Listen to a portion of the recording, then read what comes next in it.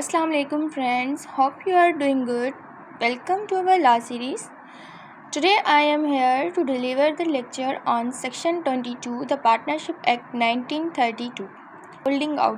ये जो सेक्शन है वे बहुत इंटरेस्टेड सेक्शन है, वो एग्ज़ाम पॉइंट ऑफ व्यू के हिसाब से बहुत इम्पोर्टेंट रखता है। ठीक है, ये सेक्शन इंतहाई एक इम्पोर्टेंट सेक्शन है इस बेयर एक्ट का, जो एग्ज़ाम के पॉइंट ऑफ व्यू से बहुत ज़्यादा मैटर करता है। ठीक है, तो सबसे पहले चले हम समझते हैं सेक्शन 28 क्या कहता है, होल्डिंग आउट। तो सेक्शन 28 बेसिकली जो डील करता है वो लॉ ऑफ स्टॉपल से डील करता है। Stand on your words. Estoppel मतलब जो भी आप पहले कह चुके लेटर आप उससे कभी डिनाई नहीं कर सकते। ठीक है, तो इस सेक्शन का क्या मतलब है, anyone who by words spoken, written or by conduct represents himself or knowingly permits himself for represented to be a partner in a firm is liable as a partner in that firm to act. Anyone who has on the faith of any such representation given credit to the firm, whether the person representing himself or represented to be a partner does or does not know that the representation has reached the person so giving credit. Simple सा मतलब, जब भी कोई person अपने आप को अपने या तो स्पोकन मतलब बाय वर्ड्स शो करे या लिख के दे या उसकी किसी कंडक्ट से ये रिप्रेजेंट हो रहा हो, ये शो हो रहा हो कि वो जो है पार्टनर है उस फिल्म का और उसके फिल्म के बिहाफ पर जो है वो किसी को इंड्यूस कर रहा है, किसी को मतलब बता रहा है, किसी को पर्सन को शो कर रहा है, जिसकी उसके कहने पर वो थर्ड पार्टी जो वो एक्ट कर लेती है।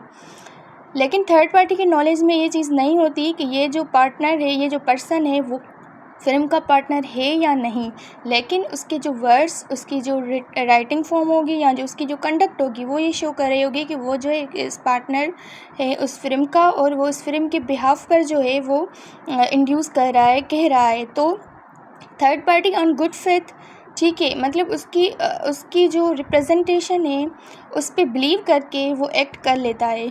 तो उसके बाद जो पर्सन है जो खुद को प्रिटेंड कर रहा है, शो कर रहा है उस फिल्म का पार्टनर, ठीक है, तो उसकी उस एक्शन की वजह से थर्ड पार्टी एक्ट कर लेती है, तो हम उसका जो भी एक्शन है उस थर्ड पार्टनर का वो हम फिल्म के बिहाफ पे समझेंगे और यहाँ पर फिल्म और पार्टनर दोनों ही लायबल होंगे। सब क्लास 2 क्या कह रही है, where after a partner's death the business is continued in the old firm name, the continued use of that name or of the deceased partner's name as part thereof shall not of itself make his legal representatives or his estate liable for any act of the firm। यहाँ पर disease person के बारे में बताया गया है कि death of the partner brings automatic dissolution of film. Simple सा मतलब, जब पार्टनर की कोई डेथ हो जाती है, किसी पार्टनर की जब डेथ हो जाती है तो उसकी डेथ के बाद अल्टीमेटली वो जो है वो फिल्म से उसकी जो भी पोजीशन होती है वो ख़त्म हो जाती है। ठीक है, तो इसके लिए उसके उस एक्ट के लिए हम उसके जो रिप्रेजेंटेटिव होंगे उसको भी कभी भी लायबल नहीं ठहराएंगे उस काम के लिए। अगर पार्टनर है, एक पर्सन है, उसने खुद को प्रिटेंड किया कि मैं इस फिल्म का पार्टनर हूँ, ठीक है, किसी को इंड्यूस किया ताकि वो एक्ट कर ले, थर्ड पार्टी एक्ट कर लेती है। लेटर अगर वो पार्टनर मर जाता है तो उसके मरने के बाद उसकी जो लीगल रिप्रेजेंटेटिव्स होंगे उसको हम उस काम के लिए लायबल नहीं समझेंगे। पोजीशन ऑफ रिटायर्ड पार्टनर, जब कोई रिटायर्ड पार्टनर फिल्म से रिटायर हो जाता है, ठीक है, तो उसके बाद उसका तो फिल्म से कोई भी ताल्लुक़ नहीं रहता, तो यहाँ पर उसके लिए फिल्म बाइंड नहीं होगी अगर वो काम कर भी लेता है रिटायर्ड से।